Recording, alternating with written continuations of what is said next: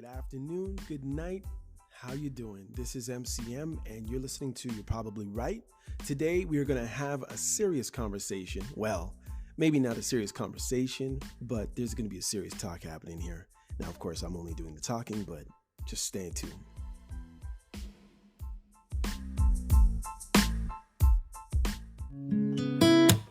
I can't seem to help. It's like you cast a spell. I'll keep loving you. You don't love me too.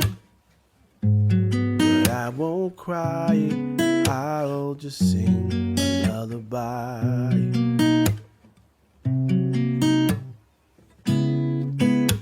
You moved on already. I know I gotta stay strong. You said that you love me forever, but I guess that's gone. And I can't seem to hide all this pain that I feel inside. But that's okay, I'll just sing a lullaby. Listen, I can't seem to help. No. Oh, it's like you cast a spell. Can't believe we're through.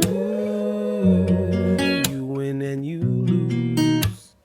But I won't cry, I'll just sing a lullaby. Listen. You moved on already and I know I gotta stay strong. You said that you love me forever, but I guess that's gone. And I can't seem to hide all this pain that I feel inside. But that's okay, I'll sing a lullaby.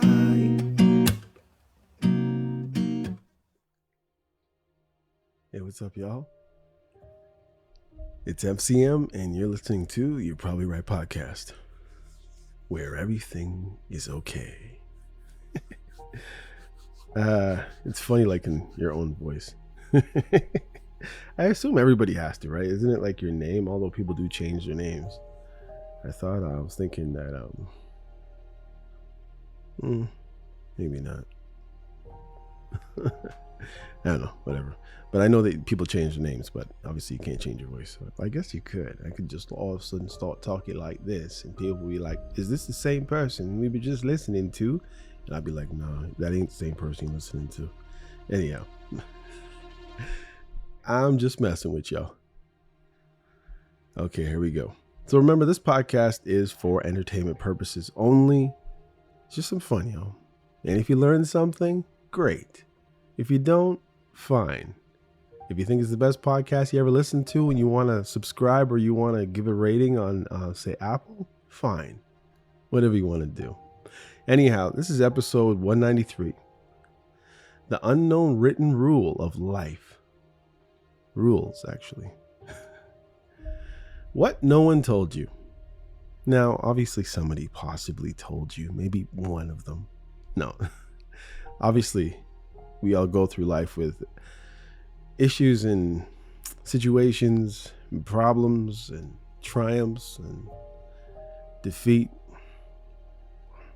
And a lot of these things would probably pop up in those situations that we all have. But it's very possible that maybe no one did tell you the way I'm going to tell you.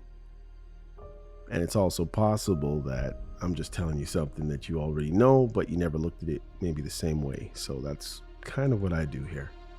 I'm not crazy enough to think that there's anything that I'm going to tell you that you've never heard ever before in your life. I just might say it in another way, and maybe that would get you to look at it in another way. As I said, welcome to episode 193 of You're Probably Right. You might be wondering why my reading sounds like I'm just speaking normally, and they're both bad. But that's just me. So sometimes you can't really tell if I'm really reading script like I am right now, because sometimes I can really say them really fast, and but then there's other times that I might stumble over some words. Like today, we're breaking down the rules of life that no one teaches you until it's too late and you've learned your lesson. And for some reason, we don't pass this on. So I'm hoping that I'm going to do some of that. Why is this so important? Why is this a most valuable lesson?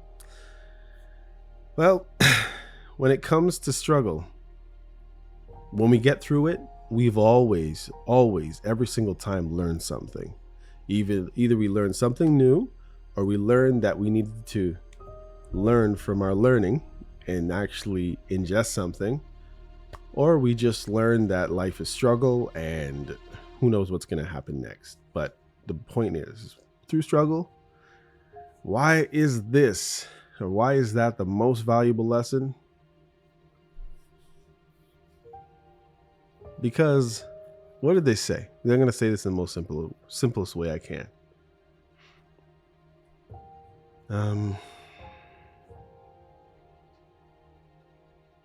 It's kind of like joy is not the same without pain, and sun doesn't hit the same way without rain.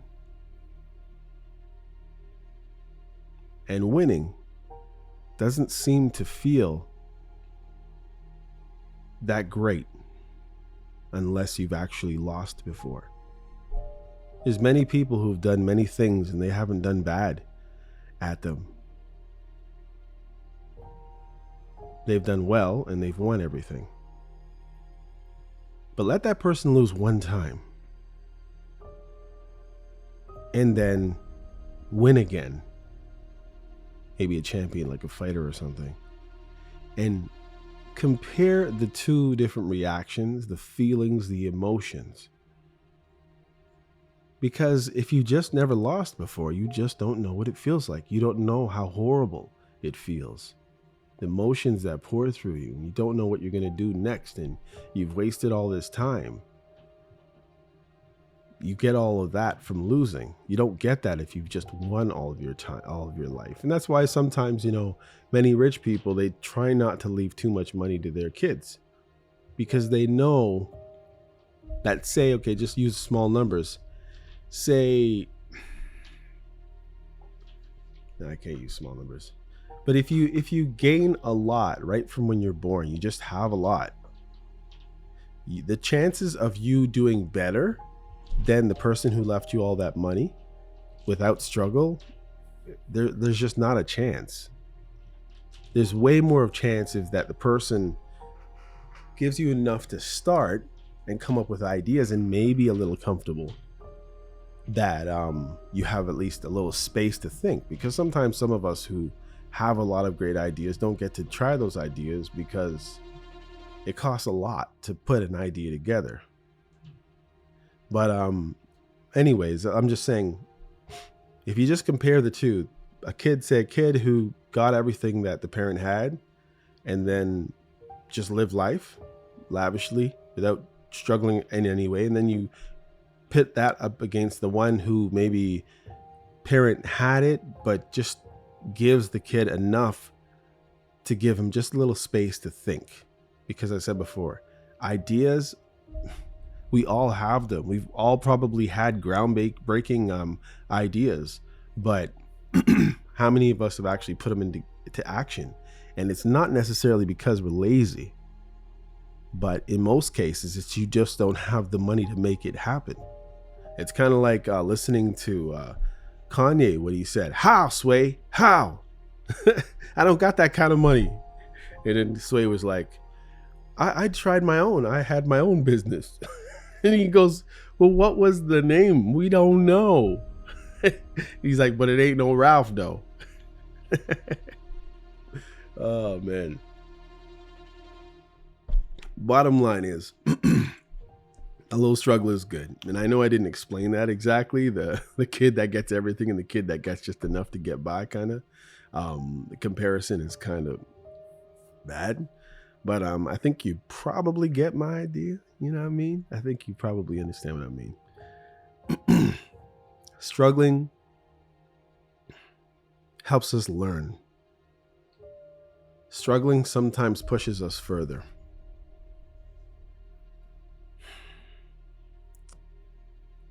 I think about, I don't know if you watch basketball at all. If you notice that it is in my actual logo, there's a basketball there. But I don't know if I should say this. Vince Carter once said that he believes when Alonzo Mourning tried to block him from dunking on him, Vince feels that he went up a couple inches up higher after he made contact, which was obviously the contact of somebody trying to push against you. But for some reason, in the angle that he was in when he went into Alonzo Mourning, apparently he feels like he went up a couple inches, which he probably didn't go up technically. That hit kind of just could have propelled him to stay in the exact spot that he was for maybe a second longer than he would have. So that's why it gave him the feeling, because he wasn't falling as fast as he should have. He noticed he was still at the rim, and then you dunked it on him. But it came with a little struggle. You understand what I mean? So in other words, if you compare that dunk, and then there was a dunk, maybe there's dunks that he did that were pretty good, but there was no person swiping at him at the same time or right in his face. If you look at all of the best dunks ever in basketball history, it's always been the person had to get over an obstacle to do the dunk. It wasn't just, the open dunk. The only person who did a good dunk like that, probably Zach LaVine, probably Vince Carter, of course, Jordan. But in most cases, if you look at the most dunks that people really love, it's the ones that were on somebody. Like Scottie Pippen on what's his name? Patrick Ewing, or John Sparks on Jordan and about 3 other guys. The Andre Jordan one where he totally collapses somebody, or the one where Vince Carter, of course, again, dunks over the guy who was 7 foot. Now, of course, the guy was crouched, but those are the dunks that we care about. So therefore, it just made them stretch that much higher. You understand? So whatever you have, you stretch it. And that's what I'm saying. Struggle helps you to stretch, giving more room for growth, bringing success. Why is that so? Why is that the most valuable lesson? Because you have to understand that there will be some struggle in whatever you're trying to get. If it's actually worth it, it's going to have some struggle. Why do some people seem to succeed while others get stuck repeating the same mistakes? If you've ever felt like you've missed the memo on how life actually works, hopefully this episode is for you. We're getting into unspoken rules about relationships, work, success, social contracts, and many of those contracts you didn't even know we were signing. But let's get into it. So, of course, I'm going to go through some points, and then I'm going to try to give a couple words on them, hopefully. Again, this is one of those, I won't say. But, I'm going to do my best here. Let's see. The myth of hard work, effort equals success. Does it? I'm sure in some ways it does, right? The first point, why doing more doesn't always mean achieving more. And again, I'm going to use maybe sports. It's the best thing that I was at anyway back in the day. If you've ever watched somebody doing a trick in I want to say, let's say hockey, and you've seen maybe a hockey player, maybe it was a penalty shot or something like that, and he moves the puck back and forth, left and right, left and right, left, right, left, right, left, right, left, right, pulls it to his backhand upstairs over the goalie's shoulder, right? Now, that guy probably did about 10 to 14 moves before he got to the goalie and shot it and scored, right? lot of effort, looked good, and he achieved what he needed. But then sometimes a guy just comes in, glides a little bit to the right, glides a little bit to the left, slap shot over the shoulder, over. Less trouble, less chances for him to miss, and he was smooth sailing. Slap shot, hard. But anyhow, sometimes doing more, obviously, as I said before, if it's just a guy coming down taking a slap shot, there was only the one chance that he might swipe and miss the puck. Not very likely with a hockey player, good hockey player. Or he could try to deke the guy about 5 times on each side and then pull it to one side and over the shoulder. You understand? There's so much more to lose in all of that effort, and there's a chance that he might have missed it, which, you know, if you've watched hockey, you've seen a guy try a move or two and lose the puck. But the guy generally who just carries it down on the stick and then slaps it, not as many of those that have missed. So in that case, sometimes doing more doesn't get you better results than just keeping it simple and blasting one time. One foul swoop, as they say. And then sometimes, you know, you use like say we're just, say we're lifting hard newspapers. I know there's no newspapers around anymore, but let's just say somebody had a pile of newspaper or a pile of books, and he wanted to get them on top of a truck or something like that, and it was say 50 books, and he's trying, can't do it, and he's expelling all this energy and time just stretching and pushing and can't do it. And then instead he gets a lever or a slider, whatever it was, that's kind of angled on the ground right up to the truck, and then he just has to slide them up on a slow incline. Therefore, he's working smarter and not harder. I think everybody probably gets that one. The difference between being productive and being valuable, again, sometimes you're just doing stuff, so you are productive. You know, you wake up in the morning, you make your bed, you open the curtains, you take the dog out, go to the washroom, brush your teeth, and you're all over the place. And then there's the person who wakes up, sits down at the computer, and checks his stocks and buys. And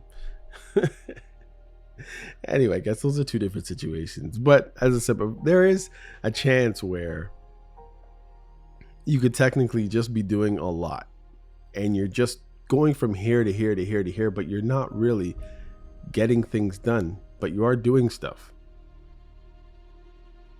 And then there's the difference between doing all that and actually having a point to what you're doing. And then there's sometimes like you'd be better off just doing one thing, getting out of the house. Yeah, I know it doesn't feel the same, but it is. Trust me. Sometimes being productive is just being simple.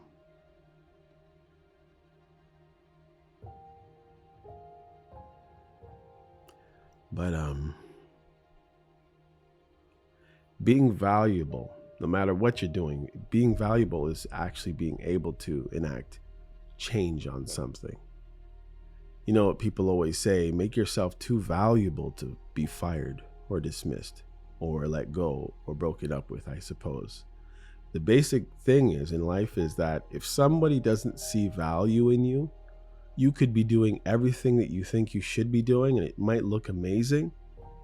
But if it's not profiting anybody, it's not helping anybody, it's not like, we can't do this without you, then, you know, you're out of here. A lot of women, when they leave a guy, it's, I can do everything that I'm doing right now by myself. So what do I need you for? To cause me work and stress and effort. And a lot of girls are like, well, you're worth more trouble than you are, you know, value. So why wouldn't I just cut you loose like dead weight? Now, if you have a certain lifestyle and you happen to make some good money and her money's not that great, or she doesn't have any money, then of course you add a lot of value, and therefore she could not do that without you. And that's of course when you've done so well and your operating costs are so low or so high. No, sometimes they're so low that a person can just cut your money down the middle and still be able to live that same lifestyle. That usually happens, I think, with people who are probably like billionaires and up. But I mean, I'm sure it happens on a lower level too. If someone doesn't, if someone can't do well without you, without your involvement or someone like you, they're not going to easily move on from you. Whether it's a job, whether it's a relationship, or whatever. How the world rewards perception over effort. Because sometimes we just award somebody by what something looks like. Like take for instance, DeepSeek. DeepSeek did some wild stuff on January 1st, I believe, and they came out with their new chatbot or whatever it is. Yeah, it was like R1 or whatever it is. But the point is that they came out and everybody thinks it's this amazing thing. And right now I'm saying that, understand, and I'm living in that time right now where people don't know what the heck to do. But I've had the perception, like I went ahead and I downloaded DeepSeek. I downloaded, what's it called again? I'm looking on my phone right now. And mind you, this is at the exact same time. Perplexity. So I downloaded Perplexity, AI chatbot, like, you know, it's like a chat, like a GPT, whatever it is. If you still don't know, you should know by now, obviously, while you're hearing this. And I downloaded DeepSeek. I didn't go through the whole login process, but I do have them on my phone. Something just told me that eventually they're going to either limit access, or having that is probably going to,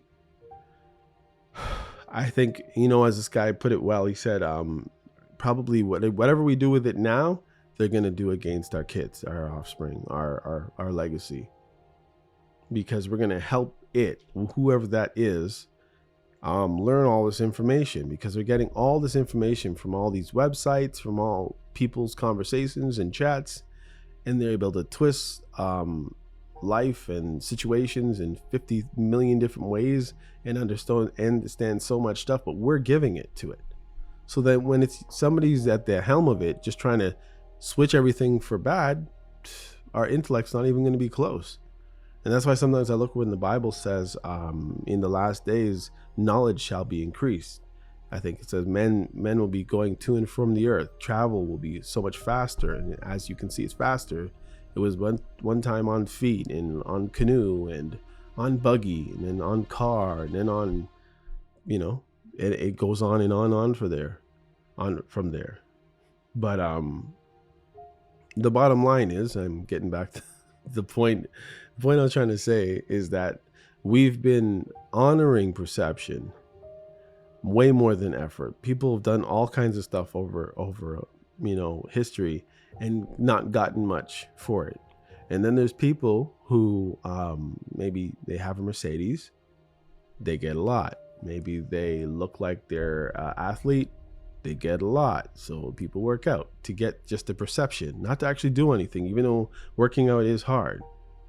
But it's not like working out is, you know, for the average person is just gonna all of a sudden pay your bills. No, you can work out, get a job.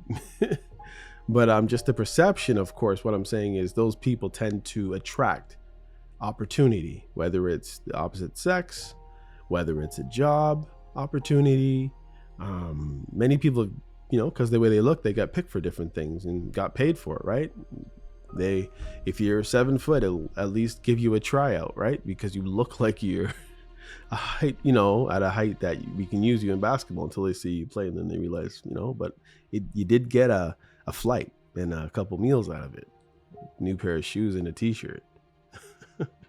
At the very least. But if you are a good player, obviously we know being 7 foot and very good at basketball could mean to millions and money just for playing basketball. The unfair truths about relationships. The real reason people lose interest, even when you do everything right, is you get boring. Nobody wants life that's boring. For whatever reason, I mean, guys, a lot of guys can, but for some reason, most women, they don't like the boring so much. They want to feel a little every once in a while, and that's not in any kind of funny way. I'm just like, they want to be wowed. They want to be excited. They want to be like, wow, didn't see that coming. And I guess people just need that. I guess they just need to raise their blood pressure every now and then. Whereas guys, maybe it's the fact that food does it for most guys, but we don't have to have these huge situations. Maybe we just have to have good huge meals, and we're fine. What's that?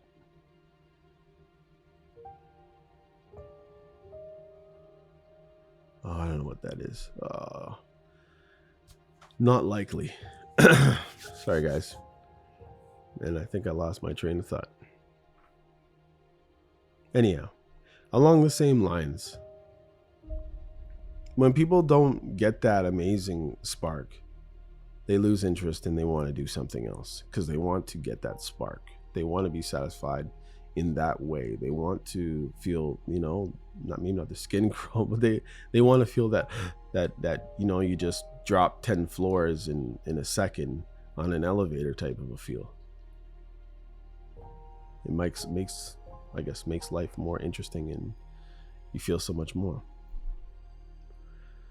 Why emotional availability is currency and how most people misuse it. And that is, people want to be able to know that you can feel where they're coming from. That's the simplest way I can put that. If you're hurt, you want somebody to feel that you're, want to feel that pain with you. So nothing else really soothes it.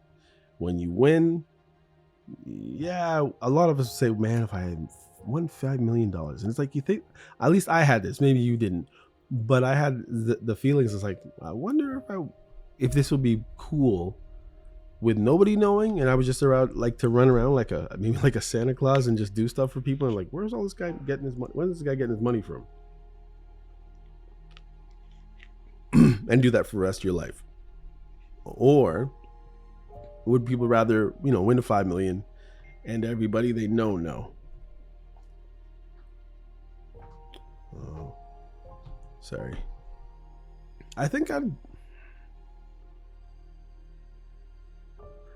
be really cool with nobody knowing. And I'm not saying this is the better answer, but I think I'd be cool with like winning a lot of money and being able to just do special things in people's lives without them thinking that I had it, or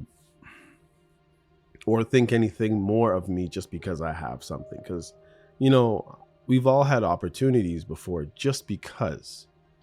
I've had opportunities just because I was black. I've had opportunities just because I was a guy.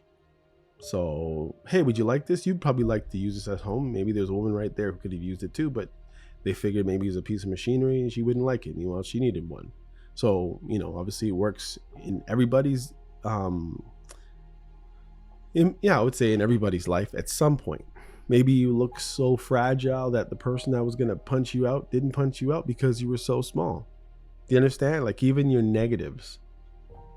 Maybe you're so obese that a wind blew and the person who was really, really skinny blew 5 feet and cracked their back on a table or something like that. And you were so heavy that the wind couldn't move you as fast, and you're able to get your bearings before you smashed into something. Now, of course, those are not very probable, but they are, you know what I mean? Like, just showing you that no matter what it is that you have, there is some type of possibility for positive situations because of something that you have, whoever you are.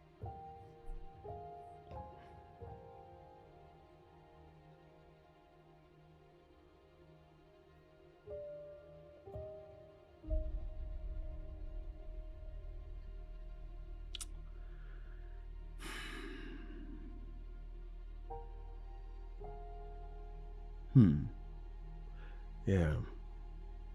Being available is so much currency for people too.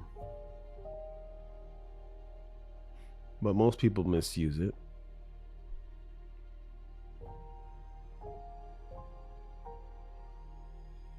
You know, usually people dump all over you if you're, emotionally available. And they just want you to sit there and listen and listen and listen. And I've been in situations like that where I've been around somebody who really, really, you know, wants to say something, and they really, really want somebody to listen. And, when you just getting to know somebody, whatever it is, you like, you're taking in, I guess for some of us who like information, we're taking in all this information, taking it all. It's like, oh, this is amazing. Maybe you're on two of information because maybe you're an introvert. So you haven't had a lot of conversations with a lot of different people because you're not very outgoing and you don't attract a lot of people, in different types of people, I suppose. But so when you get an interaction, you're like, can't say succubus, but you're like something that almost pulls the conversations out of people. It's happened to me where people just want to tell you a bunch of things for whatever reason. There was something that they wouldn't normally say to anybody else, or the average person, but people like me, they'll dump all over me, right? And then the only issue is that at some point you're going to hit your fill of hearing about somebody else's life, and you're going to want to say stuff. And the question is, are people going to like to hear what you say when you're ready to say stuff? At least that same person.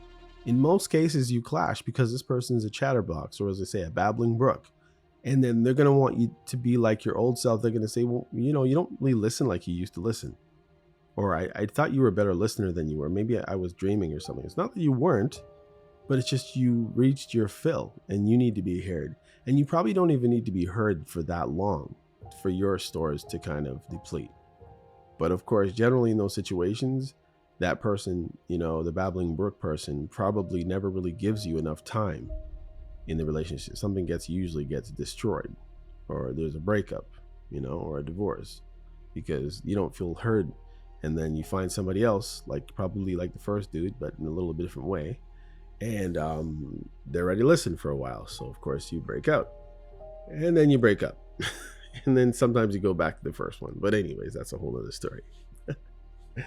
The silent hierarchy in the relationship that no one likes to talk about.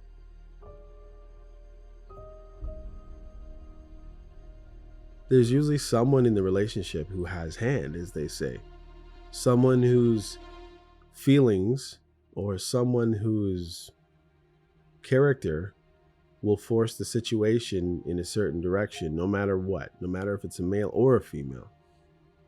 It could be a tough, brawling, strong looking dude, but he knows that if his wife starts complaining, everything's upset and unhappy in the house, and intimacy's probably off, and so that big, strong, burly dude kind of sucks in and just sucks it up. And he knows that he has choices in many, many different areas, but there's one where he just has nothing. And he just has to deal with it.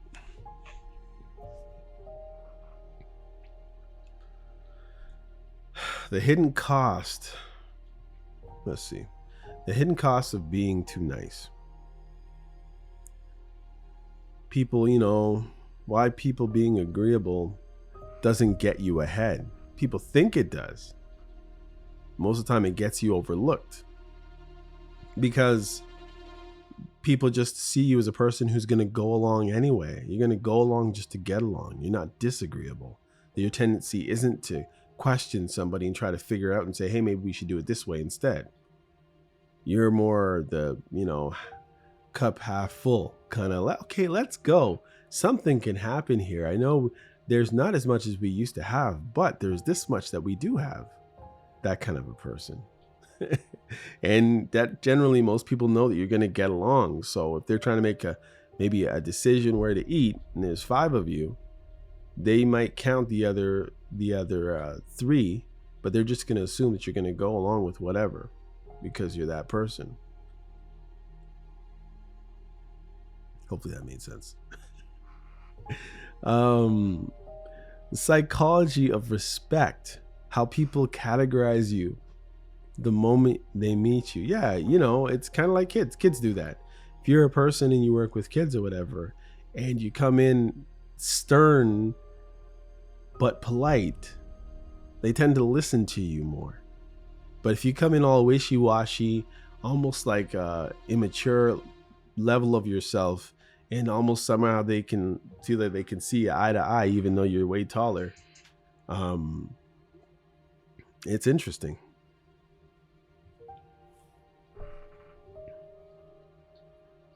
How people with smaller, say, stature and stuff like that can control things. Kids, I've seen kids take their parents by the hand and decide where they're going, where they're driving. Literally, didn't think it was possible until I've seen it.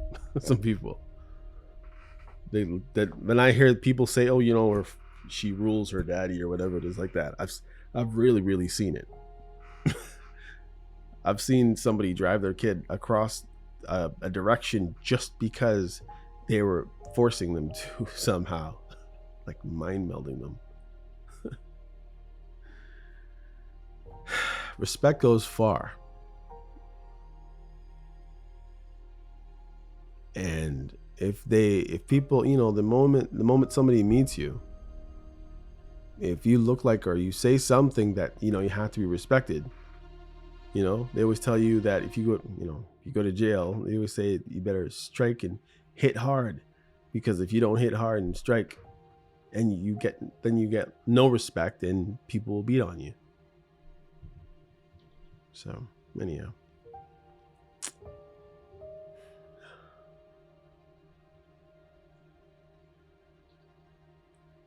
and also balancing kindness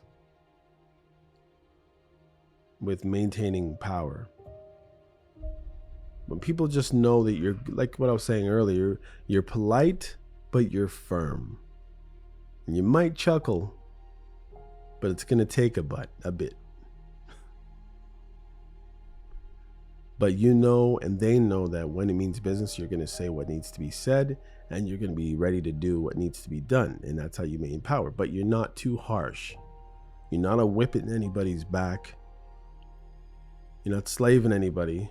You're not taking advantage of anybody. You're just knowing that what needs to be done, or the main thing is the main thing. When you keep the main thing, everything's good, right?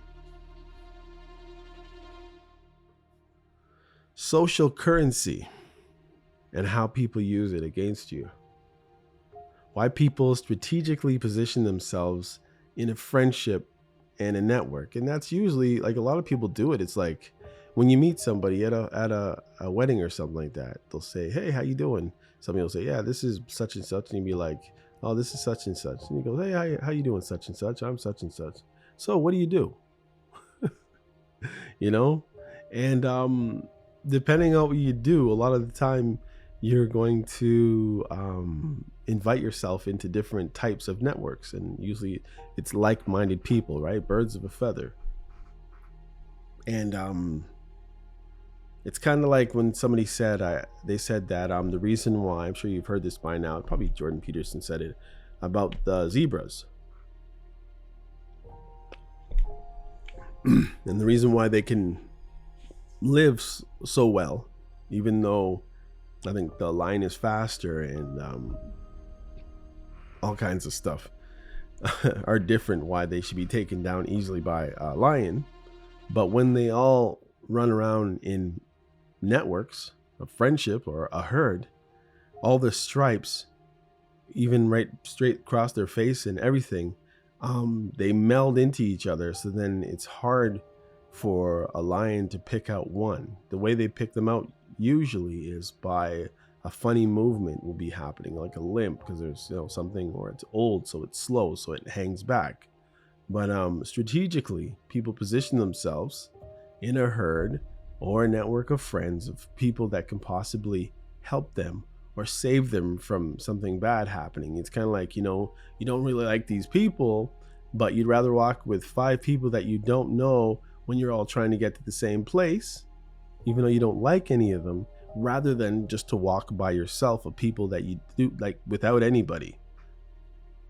People rather stay in a herd when it's when it's going to be good or strategic in a strategic way, obviously, because if somebody comes, there's 5, 6 of you there, your chances have gone way up because you're only one of 5 people or 6, whatever I said. I can't say if 5 people came with your camera, but whatever it is, but you're just one of a many that somebody could pick. So your chances went up. So it's more strategic to be with others, right? It's kind of like when they say there's strength in numbers, right? Or it says the Bible says a 3-twain cord is not easy to be broken. The more, the merrier, right? All of that. How to recognize when someone is keeping you around for their convenience. Usually when people keep you around for their convenience, they'll give you little morsels. They'll give you a little this. They'll give you a little that because you offer some sort of value in their life. So it's good to always, people like to keep a couple pawns just in case they need a refrigerator moved. You know what I mean? They'll hear, oh, here you go. I was thinking of you this Christmas. I got you these After 8 chocolates. And they'll keep dropping one of those on you. And every time those seasons come, they drop a little, didn't cost them really a thing. Was an afterthought except a flick of a pen just to write your name on a card. And here you go. And then every once in a while, those people who do that, they call in a favor. And you might say it's not like a box of chocolate ain't much, but trust me, somebody giving you a box of chocolate over 10 years for Easter and for Christmas, it adds up. So then, the thing that they can ask from you, if they ever decide to call in a favor, is going to be pretty big, and it'll be a one-time shot, or maybe you'll do it more often, or they'll just say, that's just what I expect from you now. You never know. But anyhow, so be careful of people who give you little things, or give you a little this, give you a little that here and there, but never really take you on properly, right? They want to fool around, but they don't want to get married. Be wary of those people. Those people usually waste people's lives. People usually hurt people, throw people away. People who just give a little bit here and there. It's the writing's on the wall. If there is a limit to what they will give you, you probably don't want to be with them anyway, because it's probably not going to work. Just think about that. If they've been limiting your love, limiting being nice, limiting gifts, limiting interactions, then the chances are you're not going to be around for long, or they're not going to be around for long, however you want to swing it. And the reason some people climb social ladders while others remain invisible, well, some people have ambition and they know that they're going to need people to be around, to network with, to get to places. It's not what you know, it's who you know. They might know the same people. They might know the same amount of information, but this person knows more people. And there's always, when you have 500 connections, chances are 5 of those people are probably pretty powerful and they're connected to you. So there's a chance. Whereas when you're just invisible and you don't climb the social ladder, you don't have anybody to call on. You don't have that plumber friend. You just have a plumber in a directory, and that person charges you who knows how much for whatever it is. Maybe you're selling your house. You happen to know 7 real estate agents, and they know each other maybe, and you can call on one and say, hey, I want to give you this opportunity, but trust me, I'm not paying what a loaner or somebody who didn't know you, or like an average, paying customer would pay. They expect a little something, because even in your network, there's competition. So generally, when you have a good network of socials and good network of friends, I'm usually able to navigate things a little bit better, because it's more people thinking of one idea many times. Sometimes you can just ask a bunch of your friends and take a consensus. Say, well, yeah, you think this? Well, he thinks that. Oh, he does? Okay, yeah, well, why do we think? Okay, we can change that. Yeah, you know what? This one's right. Whereas if it's just you, whatever's coming out of your brain. But not to say that it's not as compelling. That whatever you come up with, because that's your idea, that's your main thing. The illusion of finding yourself. Why self-discovery is a trap if you don't take action? Well, because you might find something out about yourself that's not that great. I mean, it's just self-discovery, right? You might find something really mediocre and not so limitless or excellent, and you might get stuck there.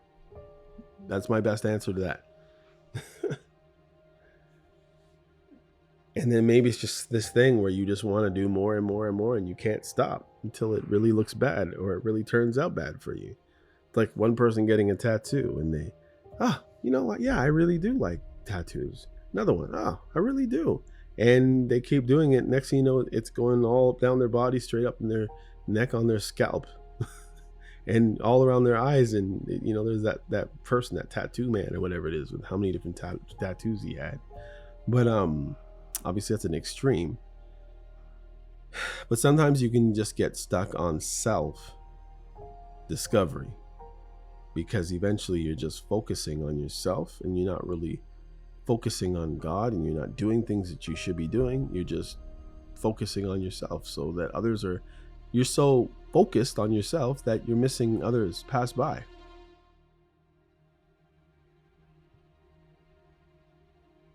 The real secret to figuring out what you want in life, I would say the real secret to it is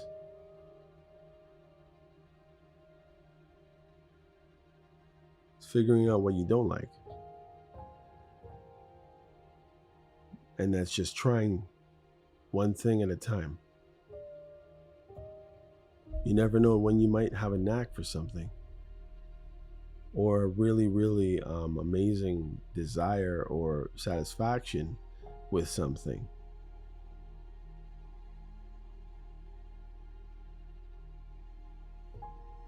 Beyond that, go with what you like. You know, it's as simple as picking a color and just go in that direction. Now, I'm not saying it in a do what thou wilt type of way, like Aleister Crowley style, but you know, if you like being physical and it makes you feel better and vibrant and your joints feel well and all these different things feel good because you're doing a physical job, then it's probably for you. And the rewards could be very, very lucrative for you in your situation. But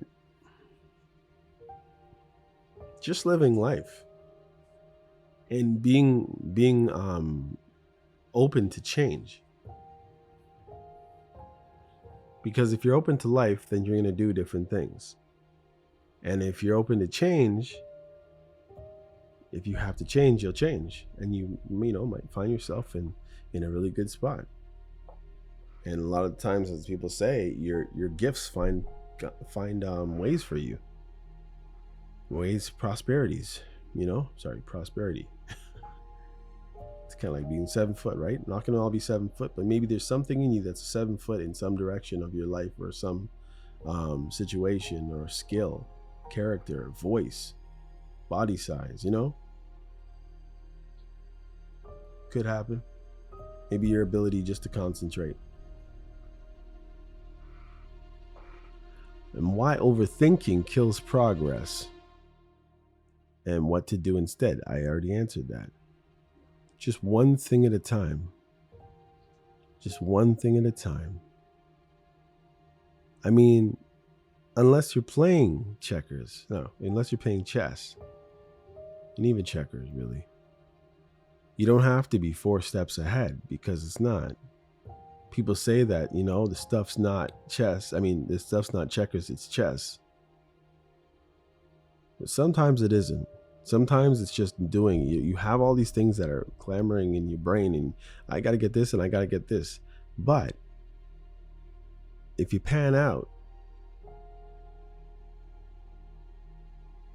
and then pan in to one thing and you do one thing, and then you do the next thing,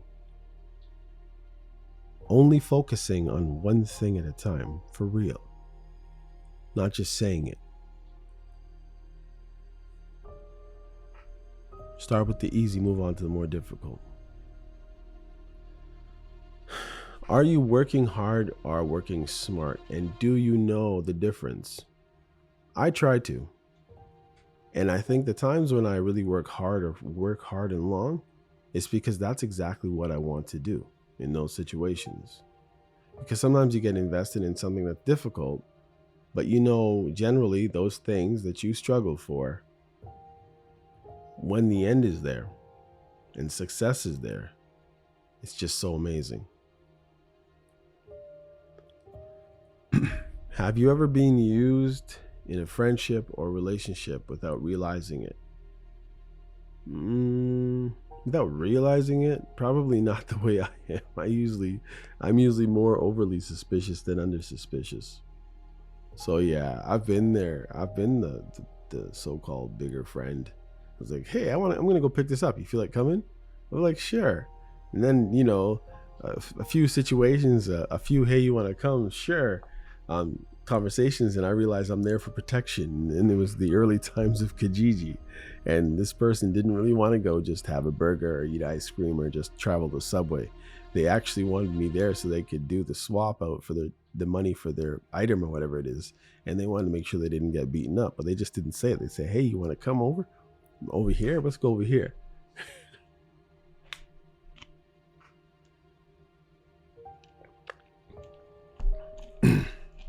Why do some people instantly command respect while others struggle to be taken seriously?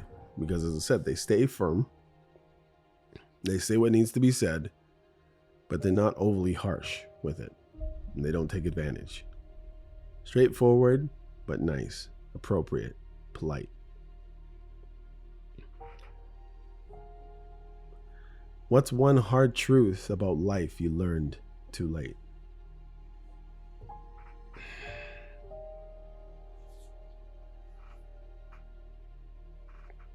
Just because you're going through a hard time,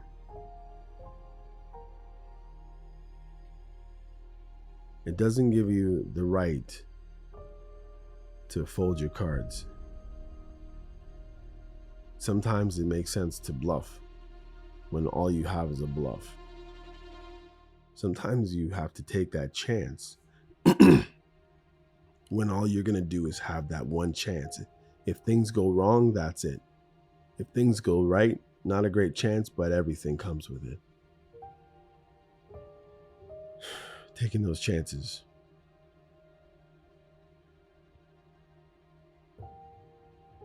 Being upfront.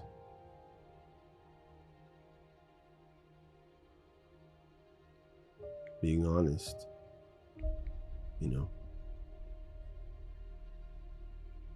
Do you actually want success, or do you just want to look successful?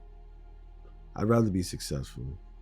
The looks, I would probably have tried really, really hard to deck out a place and be doing the video thing, because apparently people like to look. The less they have to do to imagine, that's the way people like it, right?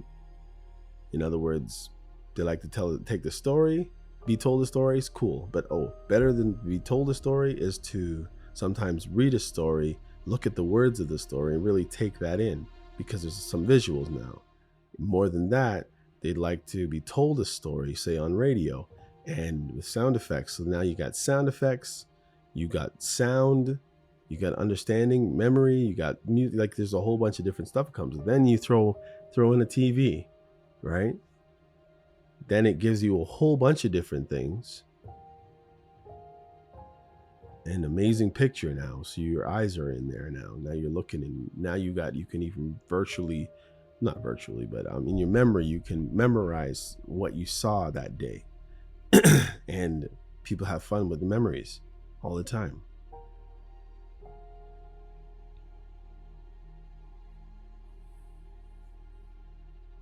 So I think at the end of the day, I'd rather Just have the success. I don't need to have things look away. And that's my short answer for that one. Kind of went off there. But yeah, I'd rather just be successful. People don't need to know about it.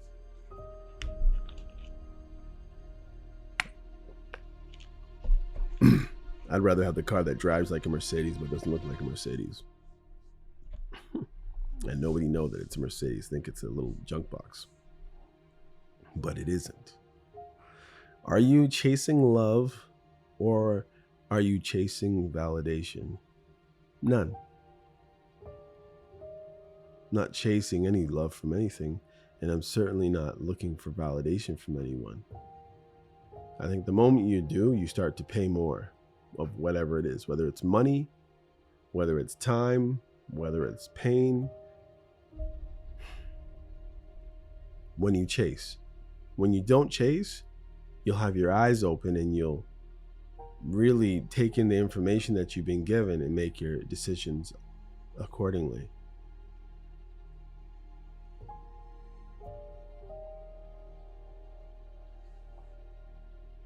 But when you chase it,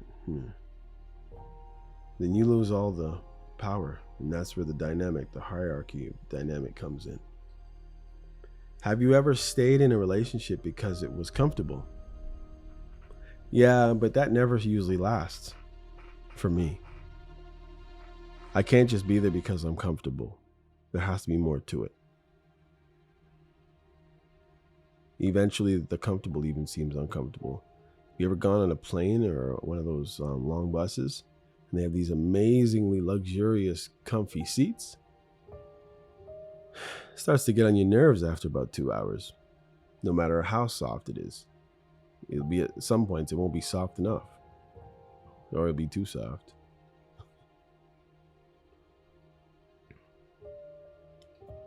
In other words, comfort can be uncomfortable when you're only doing one thing, being comforted. What stops you from making the next move in your life? Fear, laziness, or excuses? Maybe laziness. Because I think you could probably work yourself to the bone and just have more. And because you have more, you can do more. Of course, you'd probably have to cut off whatever it is you're doing because you're using all of your time. So, yeah, I'd say laziness. That would prevent me the most, more than fear, or just excuses in general. Have you ever noticed that people respect those who respect themselves first? Yes, people look at it. And that's why people should be mindful about the clothes they put on. If you're not dressed up nicely, then they're going to say, oh, person's a bum. If you're dressed up nicely, but you're dressed up provocatively, then they're going to say, oh, there's that provocative person. You got judged for it. You lose your respect. So it's always important to present yourself properly in situations that you go in. And generally, the best way to do that is just don't be dressed for one thing. You can't walk down the street every day looking like you're going to a wedding. But at some point, you might look good because you might actually be going to a wedding. But if you were dressed more casually, you could probably go to more things. You could go to a job interview. You could go to church. You could go to the wedding with that. You know what I mean? So, looking respectable is important.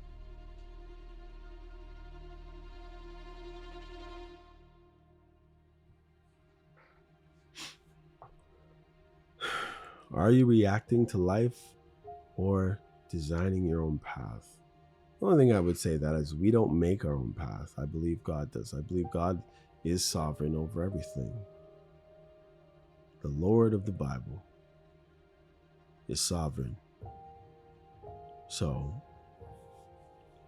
in general in life, I try to make my decisions on what I'm doing, but only as much as He gives me.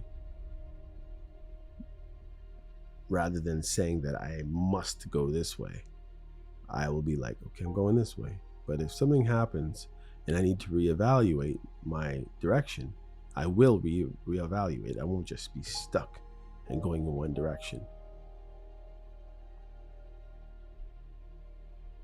Life isn't fair. But that doesn't mean you can't win. The real players in life understand that it's not about what you deserve. It's about what you demand. You have to stop waiting for permission, for validation. Of course, when it comes to your own life and self-determination, right? Up to a certain point, because I use the Bible beyond that, right? For someone to hand you the playbook, that's probably not going to happen. The only playbook we have really is the Bible. That's the only legit 66 books of the Bible. The truth is, you already have what you need. You just have to start using what you have. If you have the Bible, you have a roadmap to life. You have a roadmap to eternity. Once you believe. If you don't believe, it's not the same. It's not just a book, allegory. The question is, are you ready to play the game? Or are you going to keep waiting on the sidelines? And maybe that's where you do well. Maybe you're a coach. Maybe you're not a player. Sideline could work, right? Anyhow, some stuff for you to ponder. Anyhow, this is MCM and I'm signing off. I'll see you next time. Take care. God bless you.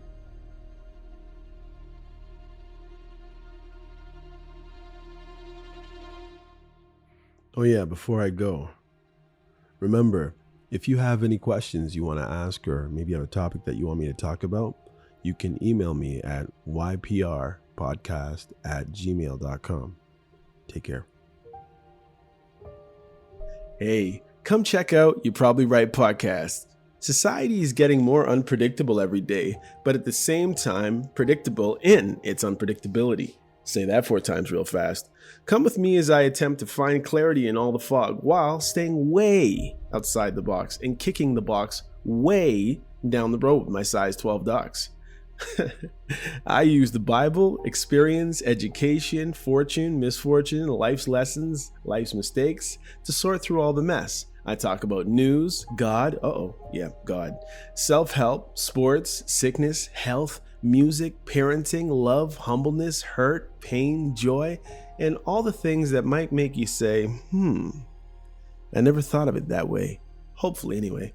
Also, I take a stab at answering tough and not so tough questions, and all the while, understand that, listen, sometimes you end up in the hot seat and there's no thermostat. Well, that's how it is here. And because there's no topic, very few topics off the table, Torontonians will understand that Doug Ford reference there.